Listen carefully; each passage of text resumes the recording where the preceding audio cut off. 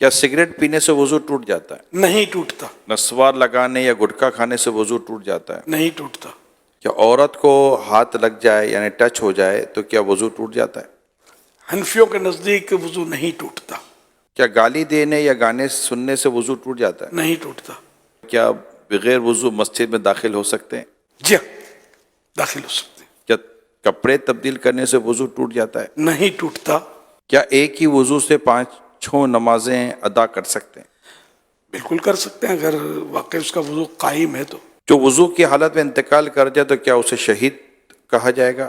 جی ہاں، جو وضو کی حالت میں فوت ہو اس کو شہادت کا رتبہ ملتا ہے۔ جو بعد طہارت سویا اور مر گیا، وضو کر کے سویا فوت ہو گیا، وہ بھی شہید ایک ہاتھ سے سر کا مسح کر سکتے ہیں؟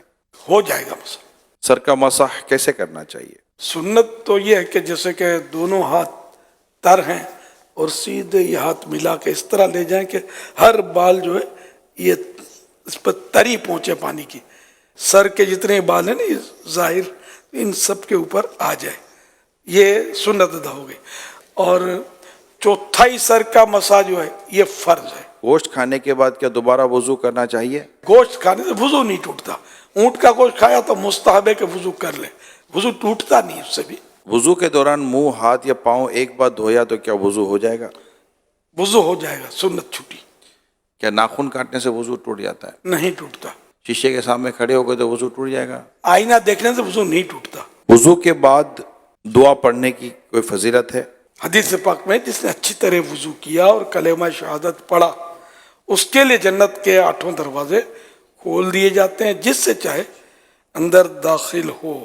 کلمہ شہادت اشہد ان لا الہ الا اللہ و اشہد ان محمد عبدہ و رسولہ صلی اللہ علیہ وسلم، لیکن ساتھ میں یہ کہ اچھی طرح وضو کیا۔ یہ دشواری، اس میں تھوڑی کمزوری ہے ہماری کہ اچھی طرح وضو ہم کرتے نہیں ہیں۔ کیا ہنسنے سے وضو ٹوٹتا ہے؟ نماز کے علاوہ ہنسنے سے وضو نہیں ٹوٹتا۔ اور نماز میں پھر یہ کہ بالغ جاگتے میں نماز کی حالت میں، کہ بعض اوقات نماز میں نیند بھی آ جاتی ہے، تو بالغ جاگتی حالت میں سجدے والی نماز میں جن میں سجدے ہوتے ہیں، ان میں اگر زور سے ہنسا، قہقہ جس کو بولتے ہیں، قہقہ لگا کر ہنسا تو اس کا وضو ٹوٹے گا، ورنہ اتنا ہنسا کہ خود اپنی آواز سنی، دوسرا نہ سنے، اتنی آواز نہیں نکلی تو وہ نماز ٹوٹی، وضو نہ ٹوٹا۔ اب مسکرایا، کچھ بھی نماز نہ آواز آئی نہ خود کو نہ کسی کو، تو نہ نماز ٹوٹی نہ وضو ٹوٹا۔